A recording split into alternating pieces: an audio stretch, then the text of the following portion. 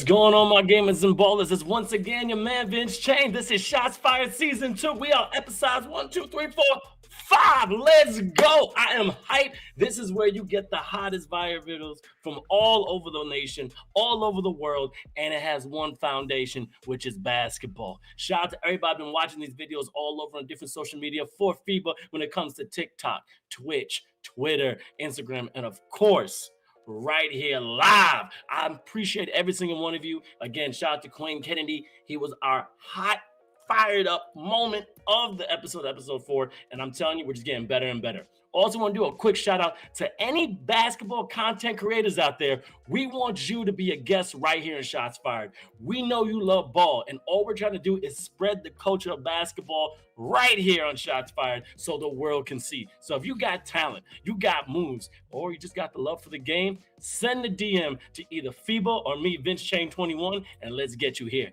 This episode is going to be insane, all right? We got Hansel Emmanuel. I know you're going to love him here and Fired Up. Then also we're going to talk about something a little bit with Ja Morant. I'm just getting a little hint to that. We have a fantastic guest in Jordan Liggins. I can't wait to get this amazing baller, fantastic editor, and of course, Queen on the show. And then we're going to talk about one of my favorite dunkers on one of my favorite teams in the NBA, Mr. Carter, and also talk about a country that he got his whole thing blown up in 1995 when, I don't know, some team became a part of the NBA fully with that man on the squad. But then 1993, I think Nate's me to that. But anyway, we'll get back to all that in Shots Fired. But anyway, real quick, we'll say hi to everybody. What's going on, Alex? I see you right here live, right there on YouTube. How y'all feeling? What's good? And also, I got to say another shout out to TikTok. I heard that the last time we had a show on there, people were going crazy, and I couldn't get anything out of it. So I'm just saying what's good.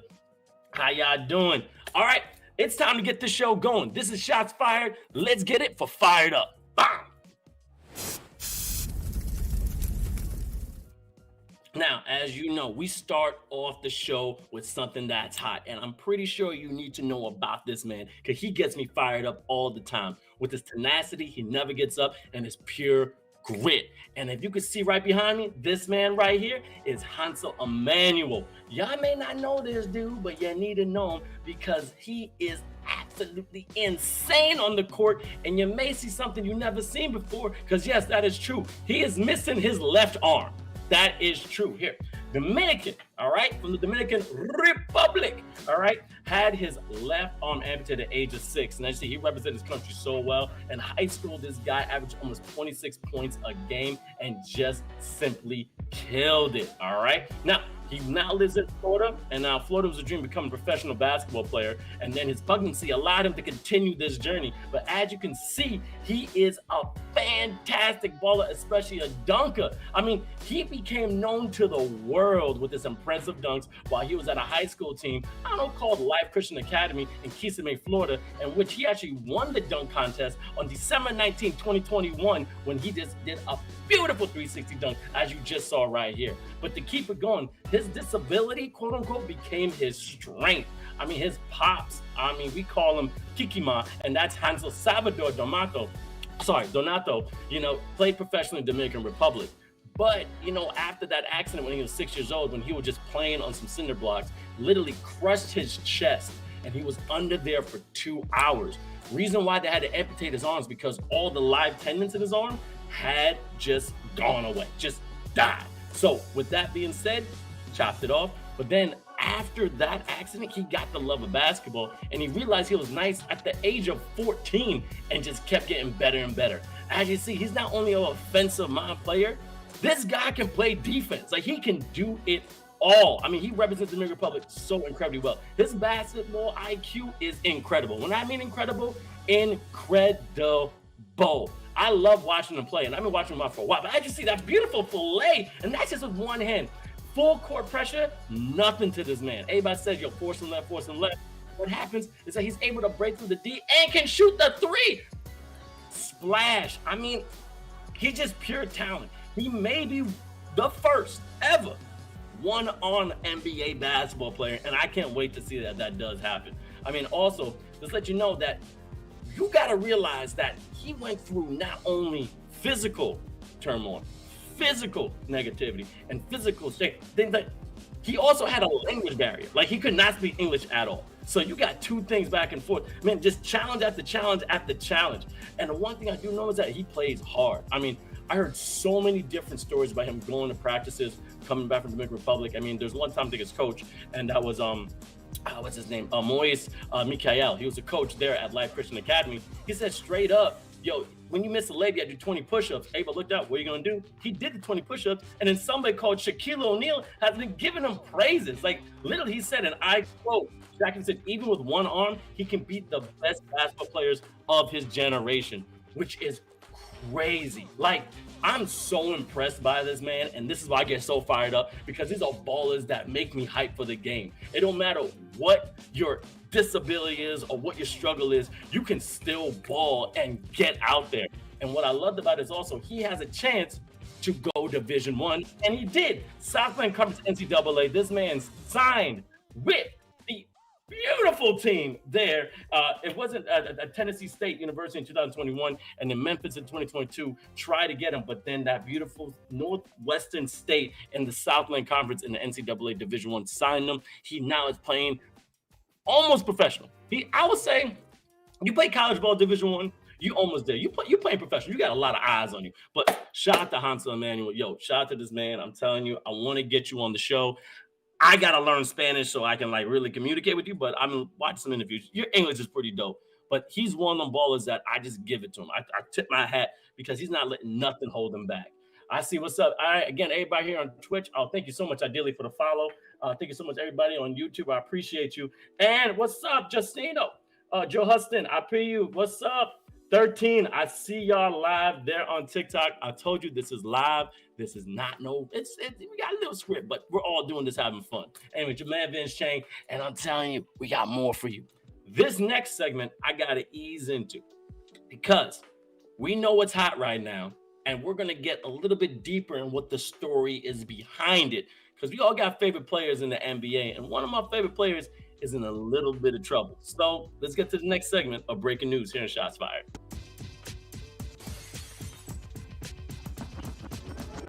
Now, let me just say it from the beginning, all right? We will talk about someone called Ja Morant, but unfortunately, we're not going to talk about his explosiveness. Well, in a way, but in a different way. And don't forget, this man is named Demetrius Jamal Ja Morant. That's like his nickname, Ja.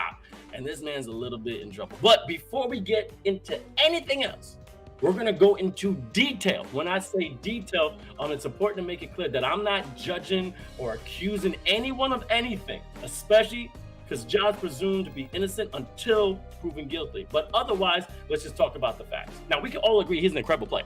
You all know Ja is an incredible player. It's fantastic. But in the league, people are starting to say that he wanted to be hard.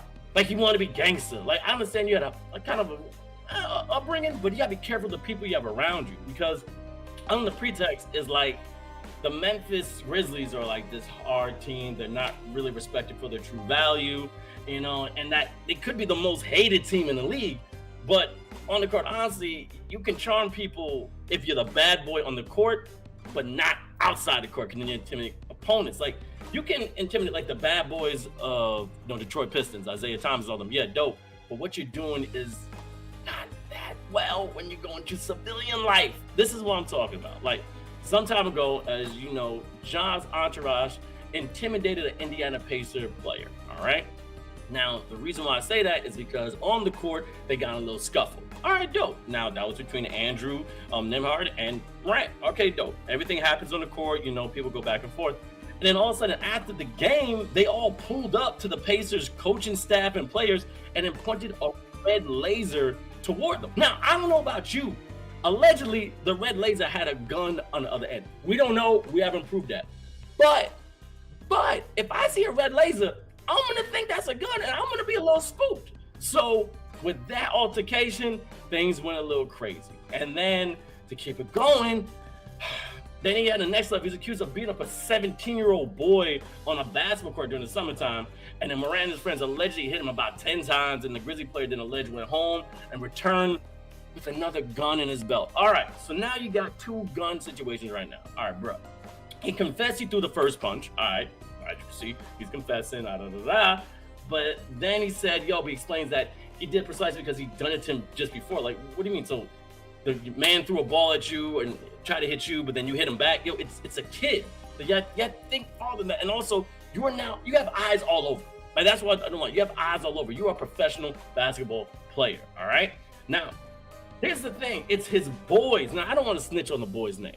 All right, the guy's name, and we're gonna say that, but it's his boys around him. And then allegedly he was in the strip club and then takes out another gun and goes on his IG live. Bruh, not only was that a strip club, not only taking a gun, you were also shirtless, and that does nothing for you, man. It does nothing for you. Like, what are you doing this, man? Like, look, when the pictures were leaked, everybody knows you're there, and you went on and you pressed that button yourself. Look, I have to say is this. You are one of the top rookies going to sophomores in the NBA, all right? You have a couple of years in here. You're already making $193 million. Whoa, bro, going to a max contract. And that's when your people around you are putting you in a hard spot. Now, if you don't know who this man is right here, this guy is a professional football player. His name was N'Golo Kante, a French international player, and he was blackmailed for 7 years by the people around him. Reason why I'm saying this is because it was the people around that football player that put him in a bad spot. Ja, it's the people around you that are putting you in that bad spot. I'm just gonna sit real quick and say from personally, I was born in Manhattan, right? Represent New York. Then from like 1 to 3 years old, was in Brooklyn. All right, Crown Heights, stop. Then I moved to Long Island, grew up in Baldwin, all right? Baldwin is dope. It's one of the best places to grow up on earth.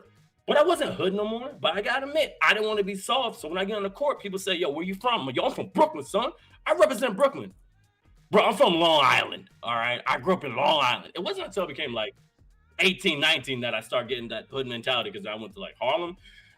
And that taught me a lot of things about life. But anyway, I understand from like that 11 to like teenage years, you want to be perceived as someone you don't be messing with. But when you're into sports, you can show it a different way. You know, if you can bust someone on the court or bust someone on the football field, like, bruh, you already said that you tough. But when you off the court, you don't gotta be that same guy. Like a lot of my coaches call me Jekyll and Hyde, like real stuff.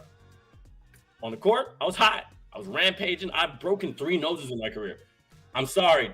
I'm really apologize. Not really, but it happened. All right. But on the outside, I'm Dr. Jekyll. Like I'm very calm. Like on the court, don't get off me. I'm screaming, let's go. Trying to dunk on people, make the play. I'm splashing the 3 in your face. Cool. But then when I walk off the court, I'm a Gundam wing building, anime loving, Pokemon knowing nerd. Like I know I am, like straight up. But you gotta be accepted of that. Growing up, I didn't have no one to like chirp in my ear and be like, hey, yo, you don't gotta be that. You separate yourself. You don't need to be hard. You know, just make sure you show your game call of the day. You got those mentors, Ja. Like you got people who are now in your ear saying, stop doing it and change the people you have around. I have a quote. Make sure all your friends are people that could be your entourage on the red carpet. Like that's what you want. You want people that when you go out, there's a representation of you because that's an extension of you. Because if they do something bad, that's gonna get you. That's why I love Kevin Garnett. KG, one of my favorite players, yo. Also because he's quiet. Yo, when he went to the Timberwolves, there was an interview on Nelka that said straight up, yo, when I got this money, when I got this bag, on some realness, I did nothing wrong and told my team, don't mess this up. Don't mess this up. Because if you do, the ramifications are crazy. Ja, listen to me. I hope you watch. I pray you watch this on Shots Fired. You got your whole life ahead of you. And like, I think Gilbert Arenas said this. When you're 22, 23, you think you're invisible. Invincible. Well, invisible too, but also invincible. You're not. You're human, bro. You got to be careful of that. And coming like that, you got to make sure that your foundation is strong. $193 million for 5 years, bro. If you made the All-Star team, that would have went up to $231 million. Why would you want to mess that up? All right? So change your crew, man. We believe in you. You're one of the most explosive players out there. You're not no villain, bro. You good. Think about the bigger picture. Without further ado, though, I got to make sure I share this glory because this next person I'm coming to the stage, I just love her. You know, I've worked with her before, and she's also a real homie when it comes to Twitch. She's streamed with me before. So before further ado, let's start the guest interview here in Shots Fired. Let's go.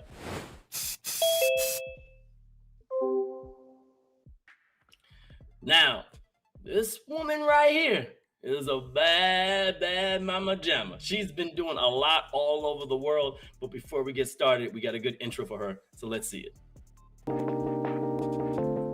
Basketball in LA, it really brings unity. We all come together for one love, basketball. Passion doesn't have a gender. If Right. you love hoop, you love hoop, Right. regardless. What up, Buckets? I'm Jordan Liggins. I'll be covering the WNBA for Buckets all season long with my new show, The Buckets 5. It's a show about all things WNBA, on and off the court, fits, players we're excited about, off-season storylines, you name it, we're covering it. This is the best show on the planet. Now I have to say it. It's the one and only Jordan Liggins. What's going on, homie? Hi, thank you so much for having me. That was a very lovely intro video. I really appreciate it. I mean, I've been following you for a little bit. We've been watching each other. We've been keeping in contact from FIBA 3x3 until now. But because of this, I got to do some more research on you. I mean, knowing that you're a freelance, writer, podcaster, you played there in California, some D2 ball, and you won some awards as well. But before I get going, I want you to introduce yourself to the fans here on Shots Fired. Well, that just said that I'm tired. Everything that you just list just shows why I'm so tired, because I have so many jobs. But yes, I am a freelance writer, a host, a podcaster, all centered around women's basketball. I've done some FIBA 3x3 on the women's side, some play-by-play. Anywhere someone can put a microphone in front of me to talk about basketball, I'm there. That's my job. It is your job, but also I saw some of the things.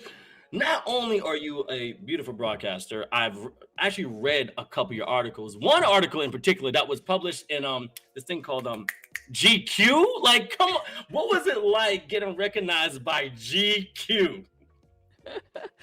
Yes, well, it's been an amazing experience to be able to meet people. It kind of all goes back to my work at The Ringer. I was able to meet some incredible journalists who've gone on to incredible places like GQ.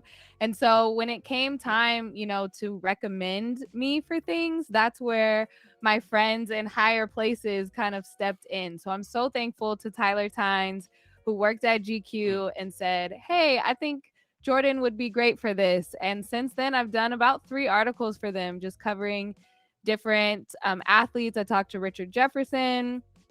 I talked about LeBron and Steph, and hopefully they can let me write about some fashion stuff, because that was the original plan before I started writing about sports.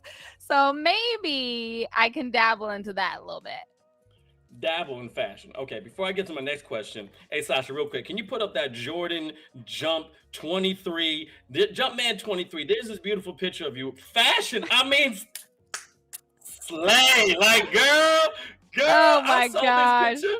What? I mean, now I was going to talk about The Ringer because you were host of the Weekly Podcast, also the Spinsters as well on the Blue Wire Network. But we're just going to jump real quick onto this. Now you worked with Jumpman 23. What's like wearing this amazing apparel? This is awesome. It was a dream come true, especially with my name being Jordan. I think my entire life I've been told like, oh, you play basketball? Your name's Jordan, Michael Jordan. Like, that was my whole life. And now I was like, okay, I was able to turn that into actually working with Jordan Brand, which was so much fun. I'd never done really anything on camera before. But I was able to talk and interview locals about basketball, and that was what I knew. So it worked out, and I got so many shoes and so many clothes from it. I'm like, please call me again, Jordan Brand. I need to re-up. I know that feeling of reading up, and I mean, it's just your intelligence when it comes to the game expands not only of writing, because you played, and correct me if I'm wrong, you're a Division II, the Point Loma and the Pacific West Conference, right? The Pac West, and you were actually a dope shooting guard. I see your stats. You were averaging. There's a couple no of points. stats. You do not have to be nice. No, you got some 3-pointers, play 26 Oh games. my God. You guys put up the max prep photos from high school. Yo, man. And then also, this is when you were in high school. So I was watching you ball. I was like, yo, like, she was literally, she was Oh dope. my God. Sasha, we're going to have to talk about this. We're going to have to talk about these photos. I'm looking at you ball in the hoop. Some of my favorite pictures when you were passing the ball and, you got the hair, oh man, you were doing floaters before Trae Young. Like you are Captain Floaty. I'm so sorry. Look how big the jerseys were. Like, why were my shorts so large? Like, that was such a time. Homie, I actually know, Jordan, I always like to talk to people like this. Like, and one mixtape, 80s, 90s, and then early 2000 basketballs. We saw this trend of what was cool to be on the court and then what was regulation. When it came to the NBA, the shorts were higher and stuff, but then they just kept getting lower, bigger and bigger. And as a guard, because I played like the 3 to 4, like when I was in high school, and then when I got to college, I was finally playing like the 3 consistently. How difficult was it to dribble with these baggy shorts? Like, there was like extra material. Like, what was that like?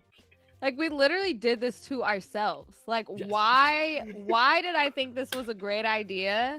And then I wore like 3 pairs of socks. Like, why did I do that? But I wanted to make sure to match the colors. And then I have these huge ankle braces on because my ankles were so weak. And I've strained, I think I've rolled each of them 3 times. Even one time, like during warm-ups. Like, my ankles are ridiculously weak at this point. But the socks to shorts ratio, there's like this much skin left. Why are my shorts so long and my socks so high? I don't know. Now, this is not like, this is online, people. Okay, I didn't like dig up stuff. So this is public. I'm not trying to, because this is how she looks like now. Absolutely good as a goddess. But I will say this. When you were in West Sacramento, California, you did win the Arthur Ashe Jr. Scholar Award. So you were a fantastic student athlete. And, just with that being said, because you became a writer, how did basketball influence you and train you to become so successful in the journalist world and go into real life and still being a part of the game today? That's such a great question, because it really is. I owe everything to being an athlete, especially starting in youth sports. There's so many things that are said to be a young girl growing up in sports, because you learn so much confidence. You learn that competition is okay. The work ethic that I had in basketball has translated to just wanting to be the best. I am so competitive. There is no one that is more competitive than me. And now being able to use that in my work, it's been able to push me to make sure that I'm the best. And I'm putting, in journalism, all you really have is your name. You just have your byline. So you want to make sure every time that you're putting your face or your name out there, that it is the best possible product that it can be. And the way that my brain is wired from being a basketball player, it's like, okay, I want to be the best at this. I've never done it before, but I need to be the best at it. What do I need to do? Who do I need to talk to? How can I go to practice? How can I go to classes? So I think the life of being an athlete and loving basketball has only helped me in making sure I'm getting reps. Like, I know shooters shoot. There's shooters and there's makers. So I want to make sure that I'm a maker and I'm in the gym and I'm getting those reps up in everything that I'm doing.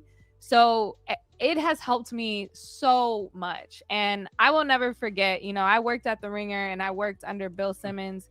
And he said, I only want to hire like people who are student athletes, women who have played sports, because you're a different breed. And I appreciated that so much, to be able to connect with my competitiveness and my drive and and all of those things. So I owe it all to basketball. I'm so happy I don't have to, run lines anymore or anything like that. But the attitude has really helped. I mean, and you have been in front of a lot of people doing interviews. There's one in particular I'm going to ask, but before I do that, since like you said, the one with GQ, you were talking about Steph Curry and LeBron James, and then saying that you got to talk to Richard Jefferson. Could you name your top person that you interviewed? And if that's too hard, like top 3 athletes that you've met and you got to learn some gems and just talk to one-on-one. Oh man, that's so hard. Gosh, I don't even know if I can give you 3. I'm just gonna name off some that come to mind. But and I got to talk to Candace Parker. I think that was last year or 2 years ago now. Yeah.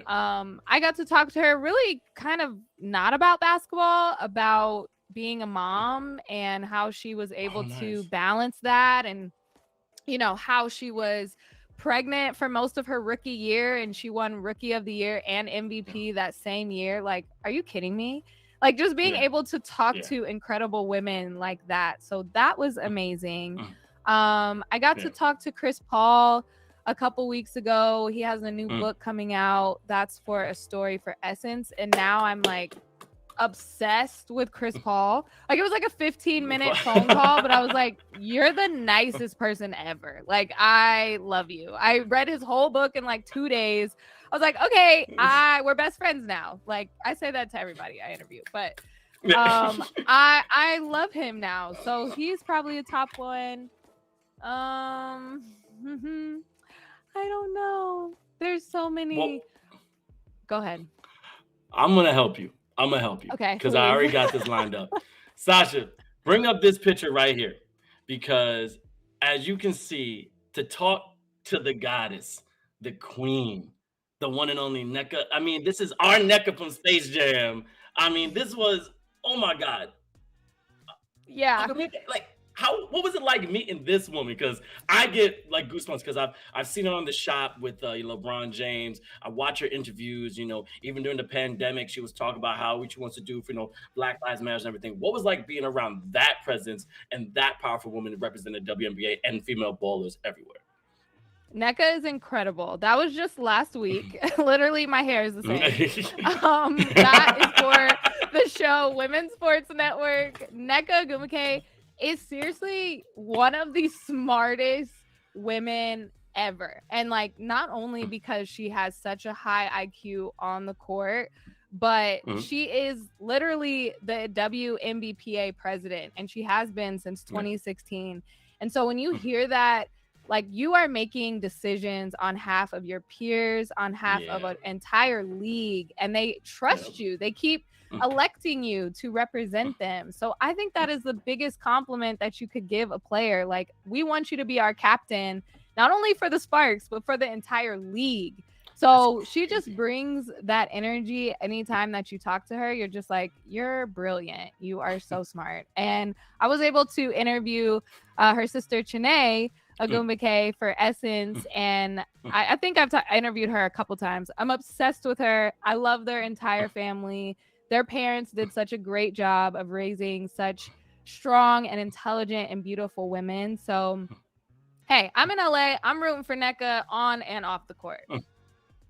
Look, NECA Ogwumike, if you want to come on Shots Fired, I would love it because you are WNBA royalty. But then, I gotta say this: men will never know what women are talking about when they say, "I got the same hair," because this was happening last week. Because like this hair don't stop. But like when you, I was like, "Girl, you look amazing." But I also want to like attack on this is that you've been in so many different rooms when it comes to writers and professional athletes, and also you have a great family life as well. How do you balance everything? Because even just now, you said you just came up from another gig to get on this. How are you able to do it all?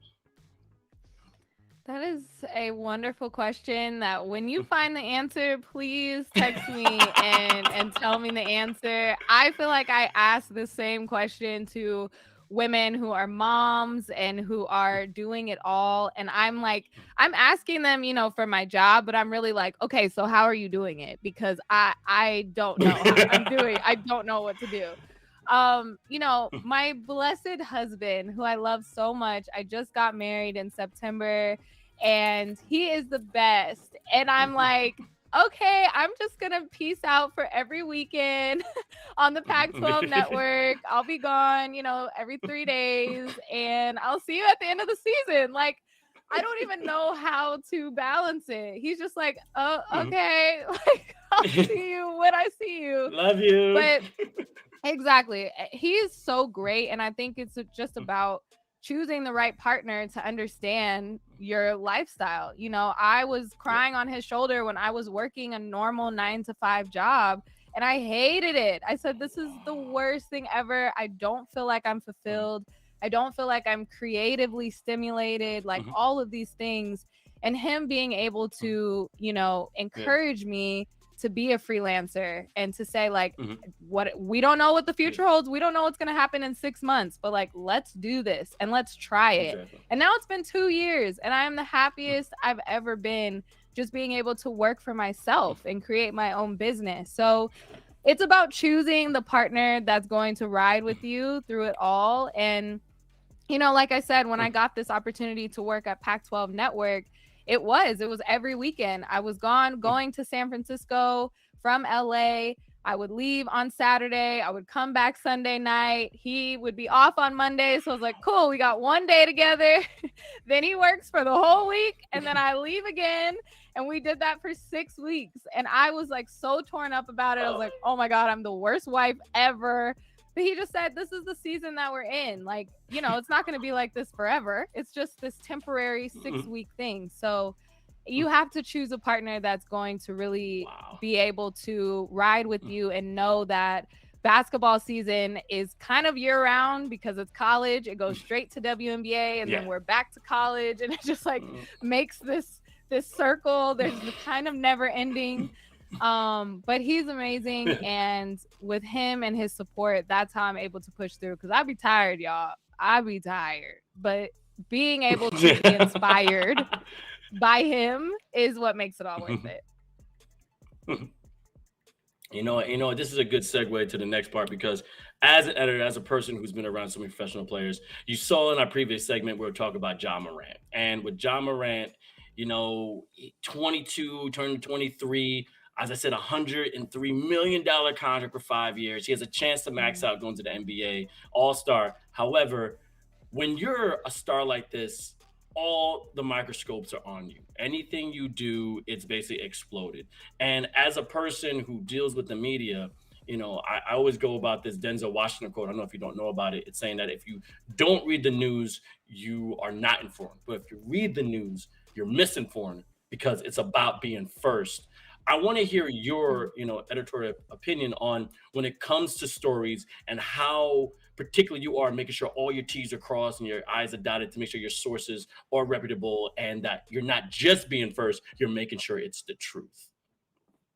Great question. When I was working at The Ringer, I was a fact checker. That was my job. And so they made sure and they really instilled in me all the things that I learned in journalism school about it's not important if you're first. It's important if you're correct, if you're accurate. Yeah. Like, you can be the first person, but you're just putting out something that is so weak. It doesn't have really bones to it because you didn't try to really take your time to research, fact check it. And then you're just, putting out disclaimers like, hey, we got this wrong. Or, hey, actually with more research, it was this. And this actually wasn't their name. It was this person. Like, that looks way worse than being, third or fourth, but you have all of your T's dotted and all of those things. So I've always kind of stuck by that it's not the complete story if it's first. Like, if somebody tells you something that's kind of a rumor or a whisper, my first thought isn't, okay, I need to go tell everybody. It's like, okay, let's dig more into it. What are the facts here? What's the backstory? Who can we talk to kind of confirm this story? So putting my journalism hat on, it really doesn't matter if you're first, if you're wrong. Yeah, man. And that's crazy to me because, I remember reading so many different stories and then it's like, oh yeah, this thing happened now. Like with Ja Morant thing, it's like, all right, cool. There was a red laser point, but we don't even know if there was a gun there. We don't know about this. We don't know about that. The one thing we do know is that his bum butt, and I say his bum butt did go on the IG and go bang bang. Like now you can't lie. And this is another thing. I only got 2 more questions for you. I know you're busy. The thing about it is, how is it now with so many professional athletes constantly on social media that we get the news before the news person even does the research? Like, how hard does your job get then? Because you're like, I can't this already happened, so I just gotta write it. So what's that process like? It's been so interesting, especially, you take the NBA players where a lot of players are kind of taking matters in their own hands to be the media. Like you see a Draymond Green who has his own podcast, and after a basketball game, he has the mic in front of him and he's telling the truth. Like he's telling his side of the story. There's no middle person of the media to be able to say, well, this is what Draymond Green thinks, or this is what Draymond Green said. No, Draymond Green is actually the one saying it. And so that's what's happening to a lot of athletes on Twitter, is because they are the one tweeting it. They are the one writing their own tweets and saying these things, or it's coming from their accounts. It's been so hard to be able to decipher what is news, what is somebody just being a human and living their life. How are we going to report on a tweet when we know the player can just tweet back and say, no, that's wrong? Like that doesn't make for good articles either. You know what I mean? So it's been so interesting to be able to know what to cover and what's worth the coverage. And for this Ja Morant story, I think a big part of it that I want to focus on if I were to write a story about this situation is that it really boils down to mental health. He's saying, I need to get help to be able to find a different outlet for my stress. And right now, that live post to me seemed like a cry for help. Him being like, I don't know what to do. I'm stressed out. I'm so much in my head. He did an interview with Taylor Rooks, and he was just like, I don't have an outlet for this high pressure of situation that I'm in. If you think about it, how old is he? Like in his early 20s, he's barely 20 years old. He is a young kid, basically. He has a lot going on. And especially you put millions of dollars in the mix. You put no one else in his family has been a millionaire. He doesn't know how to shine light on this pressure. He has a daughter. He just has a lot going on. And I'm not saying that excuses his, actions, but I think there's another part of the story of him saying, I'm getting help. I don't know how to relieve my stress. He was talking to Taylor Rooks. She tweeted it today saying he feels better. He hears the support. And that's where I'm just like, as a sister to a brother, I want him to get better. I want him to feel better. And that's kind of the focus that I would focus on if I was writing it. So many times athletes are doing this to themselves, like you mentioned earlier about Ja. It gives other media outlets who don't have the best intentions to write these terrible stories about you, drag your name through the mud. And sometimes it's hard to get out of that. And if you are the one making sure you don't tweet something wrong, or you're not doing that on IG Live, then the stories can't write themselves, because you're definitely putting yourself in that situation. Which is insane. See, and this is why I asked you. That was the most professional answer that I've got. And you talk about, I want to make sure I help the brother out, make sure his mental health is good. I understand you're young. You just need a hug. You need a hug. You just need a hug. Just need a hug. Just 2 more things. Now I want to ask you about Buckets. Are you still doing the show Buckets? And I see that you've been killing it, and it's so much amazing information behind women's basketball. My thing is that, what is your opinion now with more people watching WNBA games, more people supporting the WNBA games, and how is Buckets helping with that, front? Yeah, so right now I'm doing March Madness coverage for Buckets for the women's college tournament. So watch out for some more videos on that. But, with Buckets, it was really interesting because the audience was different. You know, Buckets is typically centered around NBA, and they kind of made this partnership with the WNBA, and they brought me on to make content for new fans, for NBA fans, to tell them about how great the WNBA is. And so that was a different audience than the normal WNBA super fans that I've been talking about. So I kind of had to go back to why I fell in love with the WNBA and really be able to break down videos in that way. So that was kind of fun, but it was cool to just, you know, have it grow from the beginning of the season.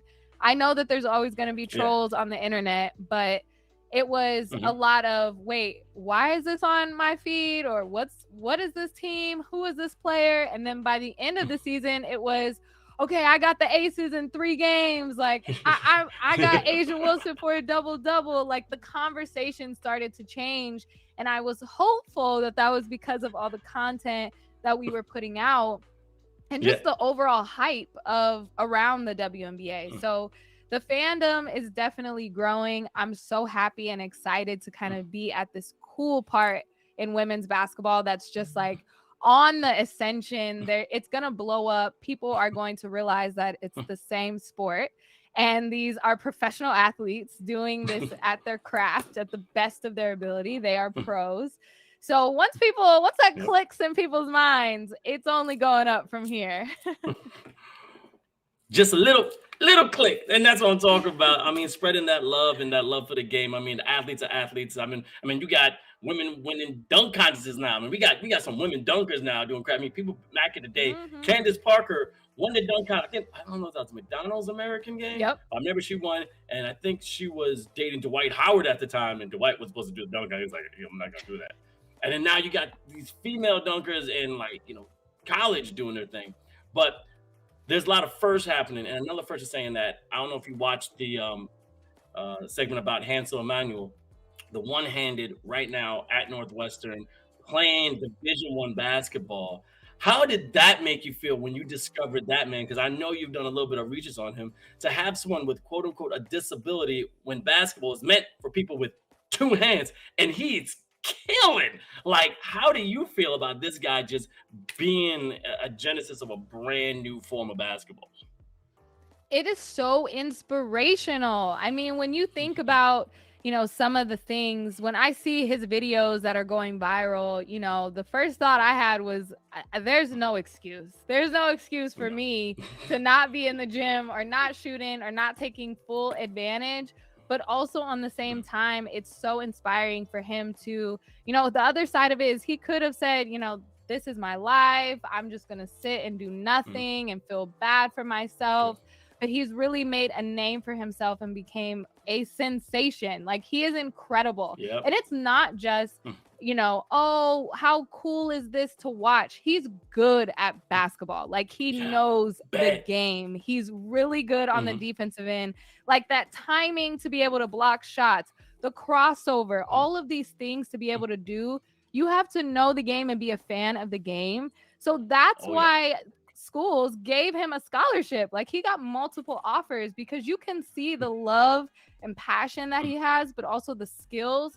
He's constantly in the gym. I follow him on Instagram. Like, he is so inspirational. And it's, you mentioned it, if he goes to the NBA or plays overseas, any level of professional basketball, we should get him in the 3x3 when it's all said and done. But he has the motive for it. I mean, oh my gosh.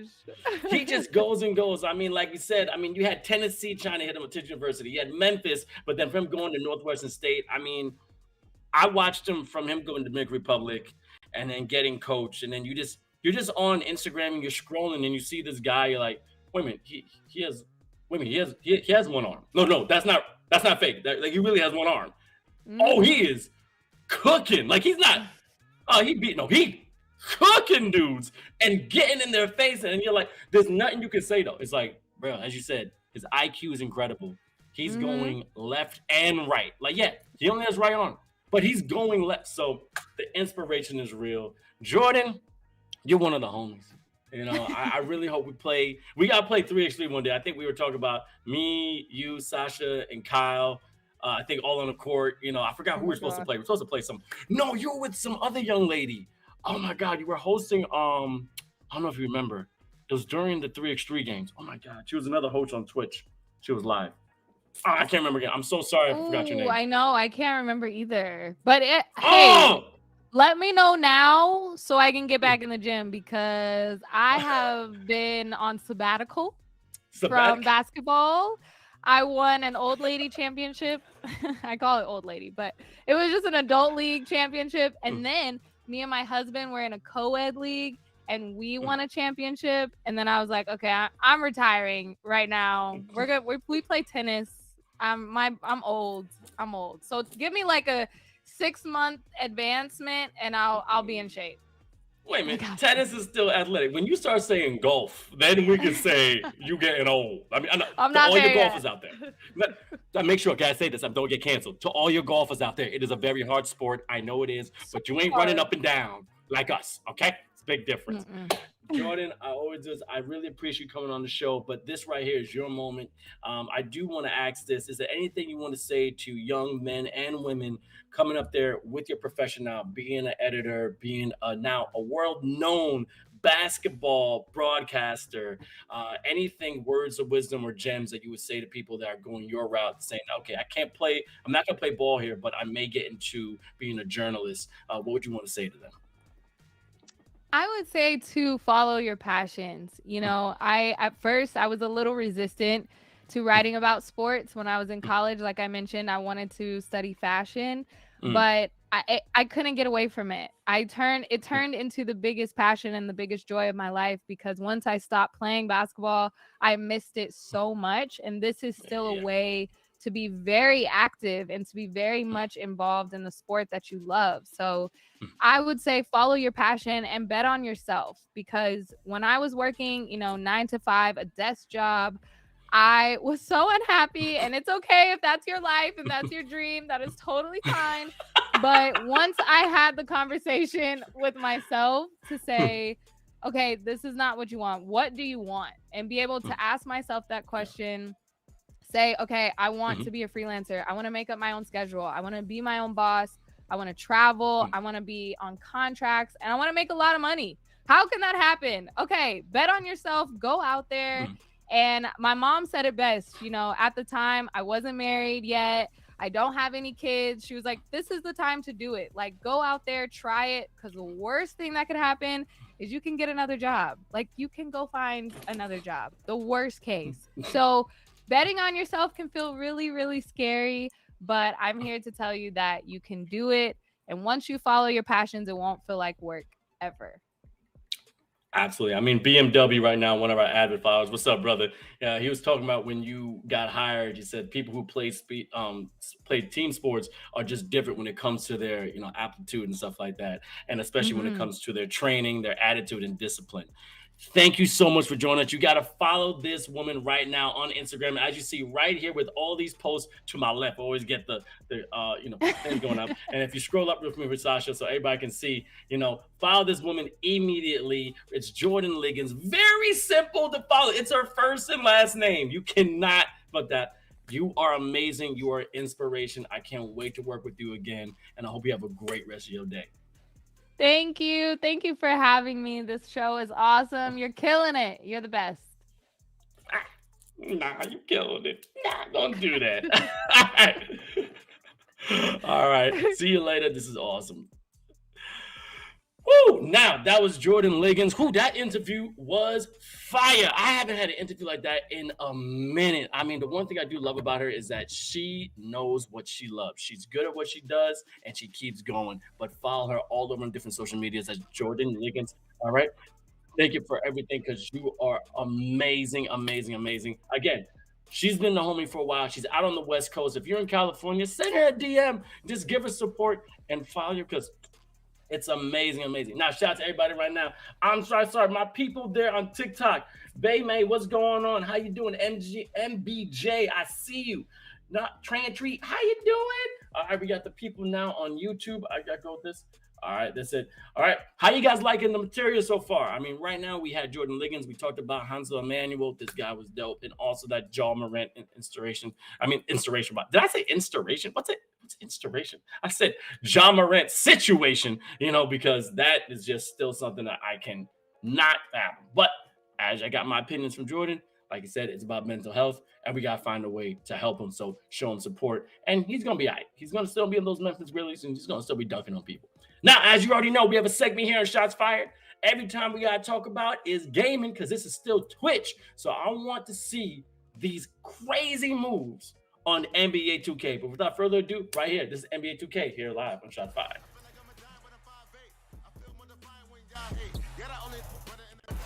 Real quick, I gotta go to the chat before I said BMW says, do not leave that Raptors cap unattended. I will steal it when you give it the opportunity. Yo, this is one of my favorite caps. There's a reason why I have this on, okay? Stay tuned, because we got statements from my favorite player. But my producers there at Jelly Smack made this crazy mixtape, and I did this on purpose. I didn't watch them because we have some ballers on NBA 2K that know how to do the game correctly. And I only watched like the first two because top 15. Yo, even in the game, I'm still going, woo! So right here, this is the top 15 of NBA 2K of the most recently. Let's see what's going on here. All right, let's see.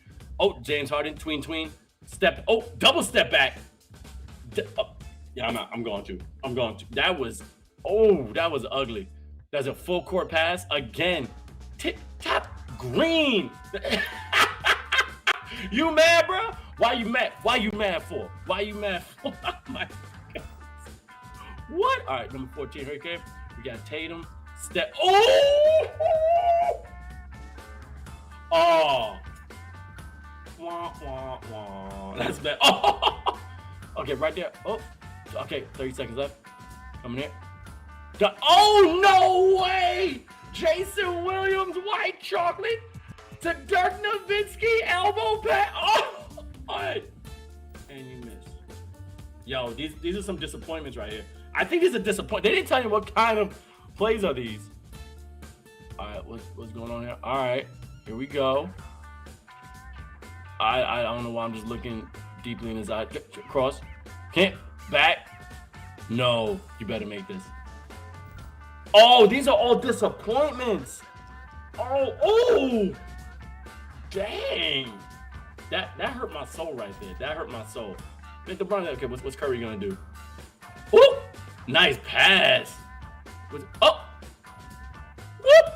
That's incredible what NBA 2K can do right now when it comes to this quick. Ooh! Yo, so these are dope passes to misses. Oh, step it. Oh, that's nasty. No, I was not even going. Full court pass. Here we go. And oh my God, don't do that to the GOAT. You can't do that to the GOAT. This is just the Shaq edition.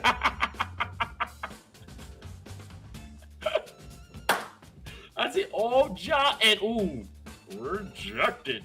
Yo, bruh. Also follow S the King, man. He's a beautiful streamer right there on YouTube doing with NBA 2K content. Oh, broken ankles. Get him a bus. He's in a different time. Bro, I can make that. I can break that. You can't do that, man. You can't do that. Yo, no, you can't do that. What's going on now, King? I see you on there. Oh my God. Woo! That's a move. Okay, now we're getting back to like good moves here. Oh, deep. Splash. More range than Yellowstone. I see you, baby. We go. Oh, Curry. Why does Curry wear a haircut like that? He never had a haircut. Oh my God. Oh. I gotta start playing NBA 2K. Oh, Poole? What's Poole doing? Oh, that's Curry again breaking the rep. Oh, behind the back spin move. No way. Is right, yo. These things are. Oh my God. Oh man, you touch Mother Earth. Okay, this is okay. Crossover. Where'd you go? Where you going? Where you going down? No. Oh, this is number one. All right. Oh God. Move your feet. You lose your seat. Man, Kyrie Irving still go, and he's doing crazy right now on the Mavericks with Luka Doncic. Like, yo, real quick in the chat, how you guys feel with that amazing lineup right now with Luka Doncic and the one on Kyrie Irving? Because right now those two are killing. Yo, the West, there's a problem. I mean, the Kings are still dope right now. I mean, we still got some players that are stepping up. I just want to see Trae Young do some more, but Man, oh man, I'm loving this lineup. I'm loving what's going on. Plus Kevin Durant now in the Suns. Ooh, baby, you got what I need. Anyway, this is Shots Fired. Your man Vince Chang. We're just having some fun right now. I mean, I'm having a good time. But we got another segment for you, which I'm really excited about because we're gonna go way back into time. History was in the making from what this man did to a Frenchman. So right here is our FIBA story on Shots Fired. Check it out. All right, it's been 22 seasons, the biggest league in the world, and I gotta tell you, this man broke records. The title for only one player to involved in nearly 4 different decades of basketball. All right, he's basically seen the evolution from start to finish and became a major role in the development of basketball in Canada. All right, this man right here, reason why I'm wearing this, the one and only, my favorite player, number 25, number 15, and the one and only Vince Carter. Oh my God. Let's just take a second and talk about the accolades. I mean, from 1998, went to the Raptors, then went to the Nets, Orlando Magic, Phoenix Suns, Mavericks, Memphis Grizzlies, Sacramento Kings, Atlanta Hawks, but then hit this historical dunk changed his life forever. On September 25th, 2000 in Sydney, France. Oh my God. In Sydney, France faced the United States. And what happened? Woo-hoo!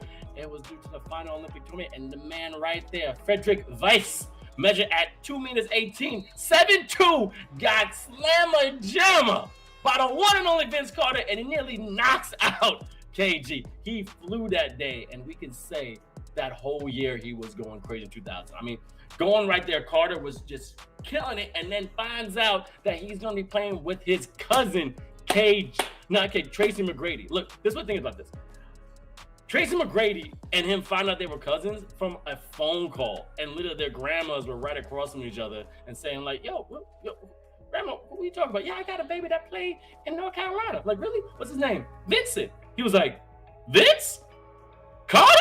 And bam, right then and there, it became insane. And then in the stroke of fate, these two players were playing on the Toronto Raptors. And I'm telling you, Tracy McGrady went to the Rockets, but man, the Eastern Conference from 99 to 2000, these two were just united on the floor. But then Carter won some awards. He won Rookie of the Year award in 1999, and then after a successful season, Vince Carter was selected for Team USA, and then bam, the Sydney Olympics again, back at this dunk. I mean, a few days later, he won the gold medal. Oh, crap. With one of the most quote-unquote arrogant teams. I mean, you had Gary Payton and Kevin Garnett. I've been talking about KG a lot because it's just been in my mind this whole time. Also, my favorite number 21. But he became the legendary half man, half amazing because of his tenacity, and then got the nickname Vinsanity, which I absolutely adore him. I mean, this guy's been dunking on people all year round. Like, the one thing I want to give impressive about 22 seasons, this man in his 40s is still flying like JetBlue. This guy literally was Air Canada. Air Canada and the Raptors, by far, will say to this day, the dopest jerseys and the dopest signature from anything. And we're going to get back to that in just a little bit.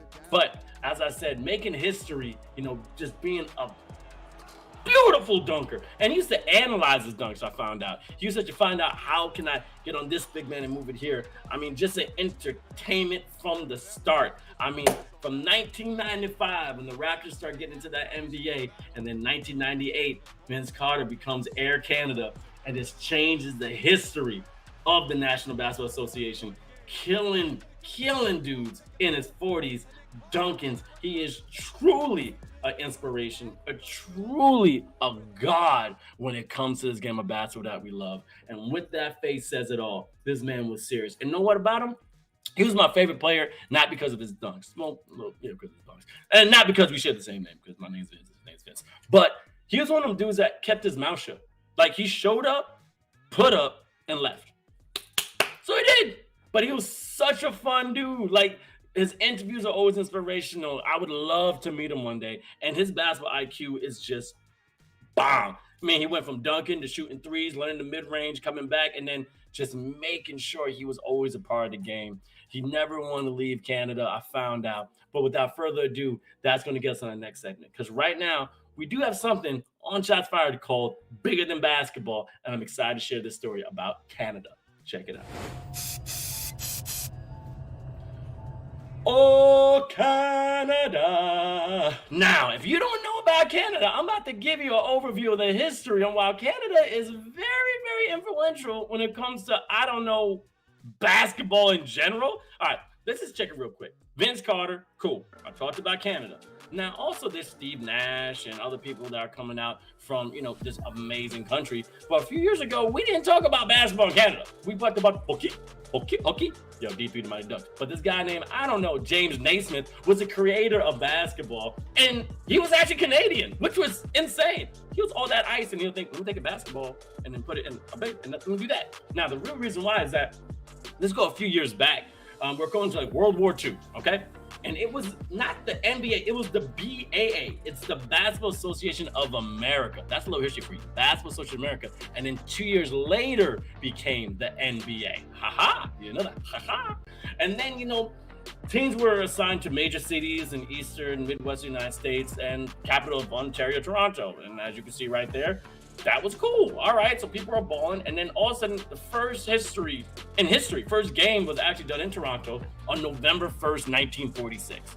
All right, like that as well. Cool. Now, the problem with basketball is that it didn't really find a place. The team was not good, and especially basketball wasn't quote-unquote profitable. But then we won't see basketball again until 1993. And then the NBA has 27 franchises and creates 2 more. On September 30th, 1993, officially back in Toronto. And the expansion pack in 1995 gets 2 Canadian teams that the Raptors became the Raptors. Reason why the Raptors became the Raptors because of Jurassic Park craze that you saw right there. And there's a guy named Steven Spielberg that made it cool. But then all of a sudden, everything went insane. On February 14th, 1994, 5 months after Toronto, Vancouver, the man gets an NBA franchise because of David Stern. He is the man. He approves the Canadian project. The Vancouver Grizzlies are born, and in 1995, 2 more teams are now added to the NBA. But then we got Mighty Mouse right there, Damian Stoudemire, Vince Carter, Chris Bosh, and also Tracy McGrady comes out, and then it is tumultuous. I mean, these guys kind of only made it to the second round of playoffs in like nearly 20 years, which is kind of crazy. But the sensation is crazy, like Kyle Lowry, and also not Vince Sanity, Lynn Sanity is now on the Raptors. Now, that is a problem that no Canadian player really wants to play in Canada, though. It's kind of like no New York wants to play in New York. So there was a chance that the WNBA MVP, Steve Nash, was supposed to play, but it didn't happen. But then we had Andrew Wiggins. That's a golden generation. And Andrew Wiggins, sick player. Shout out to KU. They're doing their thing. And then we had other players like Tristan Thompson, okay? We got Shea Gilgeous-Alexander also coming out like right here. And then we got someone named Jason Tatum from Canada, Anthony Bennett, Kelly Olynyk, and then someone called, Corey Joseph, and so on. And then especially the NBA title route in 2019, Kawhi Leonard. Sorry. But then also produced 3x3 star Steve Serda is the first all-time career NC three-point percentage with over 300 made. And then the FIBA 3x3 women's, Michelle, Catherine, Casey Bosh, and Paige Crazone and the Blue Sisters, boom, come out their championships. And then, I don't know, Canada's been going crazy, but maybe the World Cup is there. I mean, Canada's dope. I didn't think you knew that much information about Canada, but I just gave you a lot of information about Canada. That's crazy. I didn't know it was the BAA. I didn't know it was BAA, so they became the NBA, which is insane. But I rock Canada. Again, Raptors, favorite team of all time. I got their shorts. If you go on my Instagram, you see them. I love Vince Carter. I followed him since North Carolina. But I got to admit, the Raptors jerseys, one of the dopest jerseys ever. The old school purple, white, and black. If you know a better jersey, let me see you in the chat. You know a better jersey, put it in the comments. I know you're going to watch this after. But man, oh man, shout out to Canada, making basketball the way it is. Oh, man, that was a lot of information. This is one of the fastest shows I think I did. This was nice. But anyway, want to shout out to everybody that came through. Thank you so much. Thank you so much to everyone that's been liking the reels and also the posts on the FIBA pages. And don't forget to follow them on all different social media platforms when it comes to Twitter, Twitch, Instagram, and of course, Facebook. And also, we'll be back next week, Friday, 6:30 EST. Again, we're going back and forth between Wednesdays and Fridays. We'll keep you posted. And if you like the gear, because we do got some Shots Fires hoodie, let me know, because we may be giving some out to people that have been watching the show repeatedly. But yo, BMW, appreciate you for coming through. Thank you so much, B-May, being right there on TikTok. My people there on YouTube, I love y'all so much. I see some people watching from all over the globe. And also, shout out to my man, Buckets Buenos, doing his things behind the ones and twos. Thank you so much to Jordan Liggins joining us on the interview. This awesome editor is always there. Definitely give her a follow and definitely give her a shout out. If you have any questions of becoming an editor when it comes to basketball, you can also follow us again on all FIBA pages. You can follow me, Vince Chang 21, if you want to. But this right here has been episode 5 of Shots Fired. We'll be back next week, and we got a pretty dope guest next week, so you better stay tuned. It's always been a pleasure. Hope you guys have a good time. See you later. This has been Shots Fired.